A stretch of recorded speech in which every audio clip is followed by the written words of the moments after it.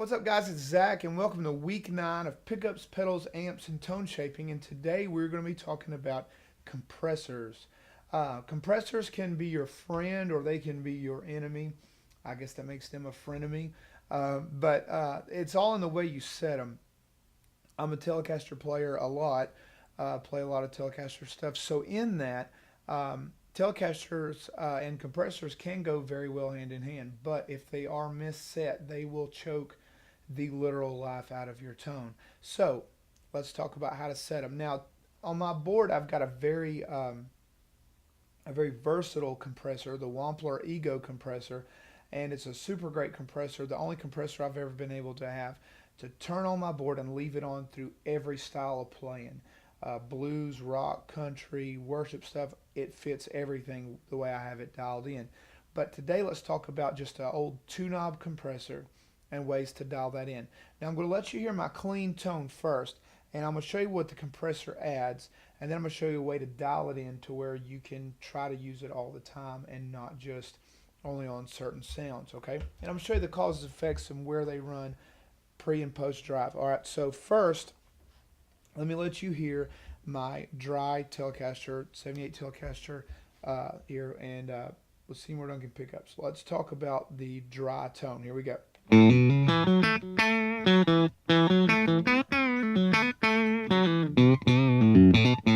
Okay, pretty spanky. Now let's turn on the compressor. All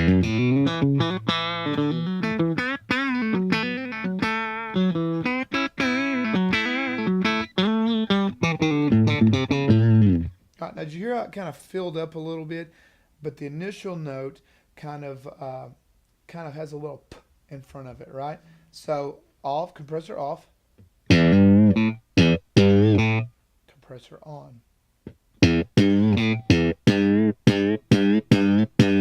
off, on. It's kind of like a p, and then you hear the note like a p, and then you hear the note.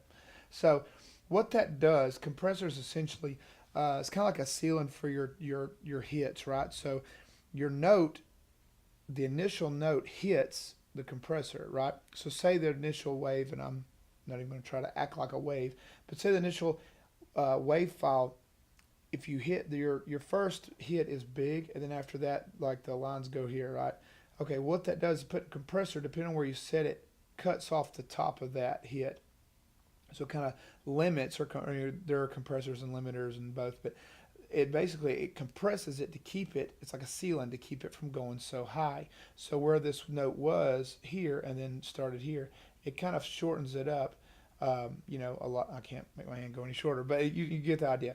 It makes the initial attack of the note puts a sealant on it to keep it from going past a certain volume.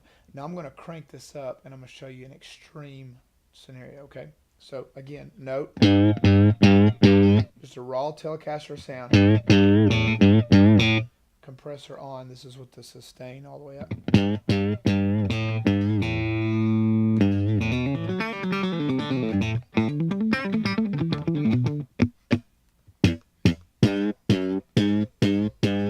Yeah, it's kind of super muffled.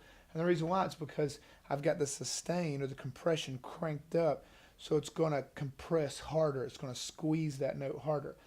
Now, that sounds kind of okay by itself. But what it does is it squeezes the top or the first of the note, and the rest of the note rings out just to make it one static sound, one static level rather. You can almost hear the volume kind of come up after I hit the note.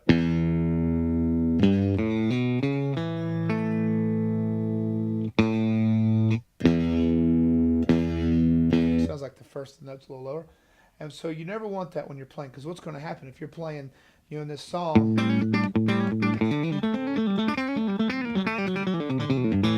with everybody else, those notes are getting squeezed so hard that they're not going to cut anymore. Now again, by itself, it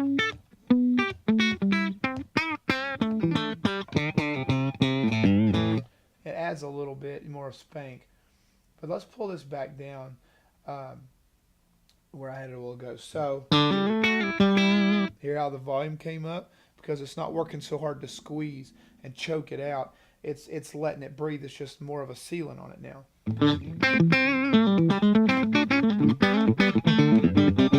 Now again, I can tell because I've not used a lot of compressors over the years, and I say that as in I've started to use them and then stopped because of the way they sounded.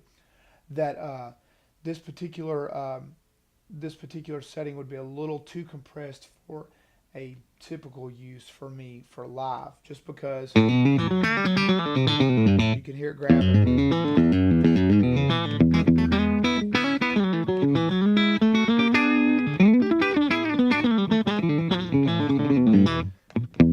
But for Telecaster stuff, it's great, you know, especially sitting by yourself. You can hear it when I start.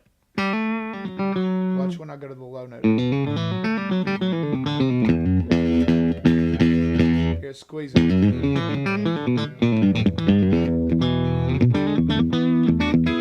So what you want to do is you want to set the compressor to a place where it's working, but it's not choking. Look at it like a plant.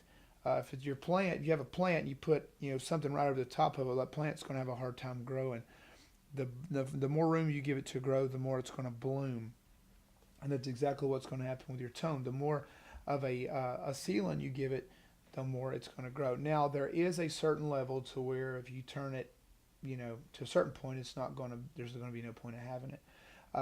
So in that, I like to run mine. Back when I used the MXR Dynacomp, I literally would turn the sustain literally to where it's point at like 3 o'clock or 9 o'clock or under, which is really low. But it's, again, I didn't want a lot of sustain, that compressed sound, because it sounds okay for a telly, but when you put overdrive on there, and I'll show you that in just a second, when you put drives on it, it just really it just took the life out of the pedal, out of the guitar rather. So if you have a 2-knob compressor, I would run the sustain or the compressed side, because you have level and then you have sustain or sensitivity, whatever it says. I would run it at 9 o'clock or lower, and then run your level to where you get a pretty linear level, like a little, maybe just a hair a lot louder than your uncompressed signal. That way when you turn it in or turn it on, you don't lose anything, because when you turn a compressor on, it automatically puts a sealant on, so you want to kind of have the pedal level up a little bit. If not, then your signal's going to go down from there. Now if you want to use a compressor as just a telly only thing, to where, hey, I want to turn my compressor off while I'm playing blues, this is compressor off, and then you want to go, okay, I'm going to jump over my telly,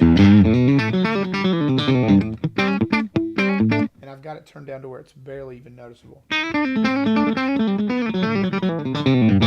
See how that transition was smooth between the two tones is because of the way I've got it dialed in, where the level's just a little bit louder than without it, and then the sustain is very minimal because it adds enough pop to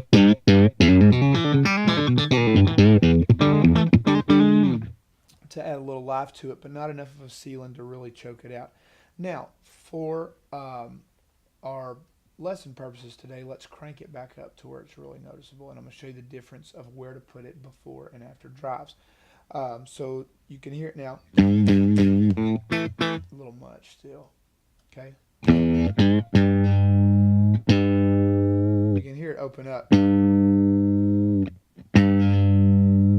So I've got it sustained right now is about at like 1 o'clock. So what I'm going to do now is I'm going to turn on an overdrive. Now I'm going to turn the compressor off and let you hear dry signal. Now let's turn on the drive. And this is not a great drive. This is on my software here, but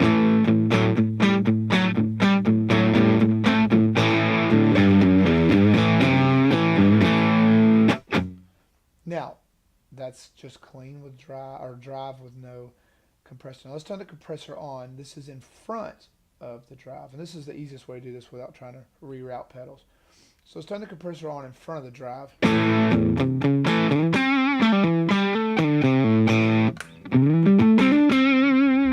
Neck pickup, compressor on and drive on.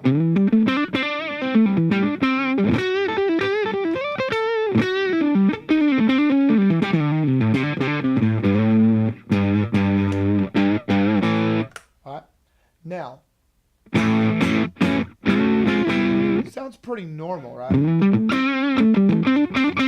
Those little kind of little bites on there, you still hear them.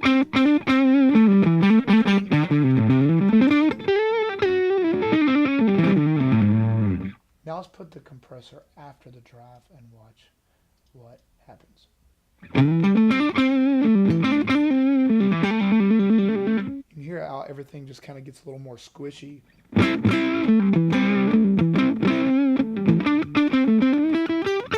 Same settings, I just moved the drive in front of the compressor.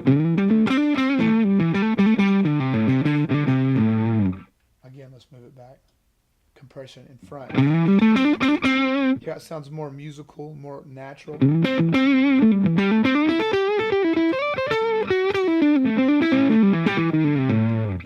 All right, now I'm gonna take it all the way up again just to show you the extremes. But before I do, I'm going to show you why I use let me back up. By seeing this at an extreme level, you're going to see why you run your compressors before your drives. I do, at least. I run my compression first thing on my pedal board. The first thing my guitar signal sees after it goes through my wireless is the compressor, because I like compression. I like to get the good basic guitar signal compressed mildly, just enough to make it refined, and then that tone is where I build my overdrives off of. Because again, once you have a compression after the drive, there are so many unique characteristics about overdrive pedals that they're kind of gnarly and hairy. So by putting a compressor on those, you're kind of trimming that down to where it's not really cool anymore, in my opinion. Everybody's got their own.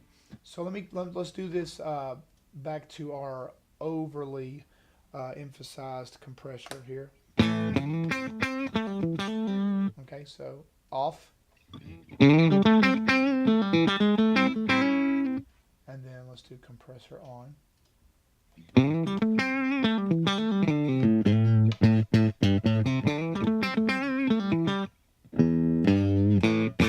All right, let's do drive. This is drive after.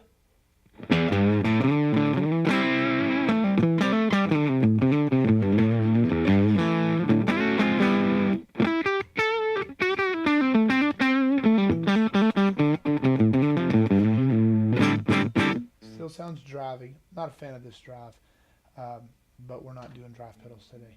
Now I'm going to put the drive in front of the compressor and watch how much life it squeezes. Same settings.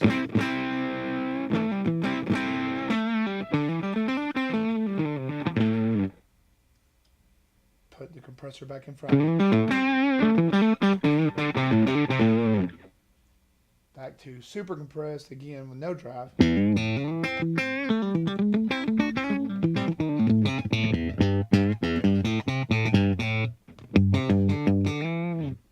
then back to 3 o'clock on the compression and more of a natural sounding guitar.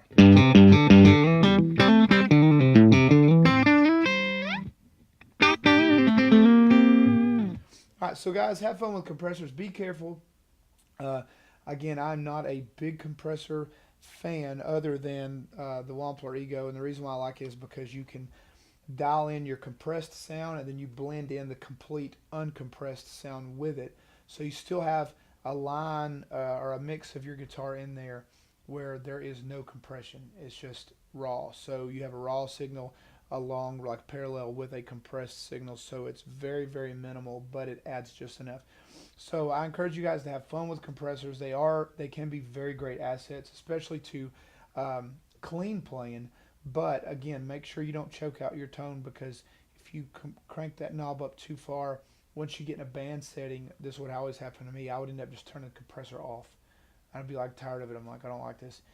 So find a setting that works for you. I prefer mine before any drives. That way my drives still sound organic and natural and not super squished down, and all the characteristics of the drive then is hindered by the compression. Compression first, then hit your overdrives and get your clean tone refined, and then you can build your pedals off of that. They sound really nice. So you guys have a good time, and I will see you next week.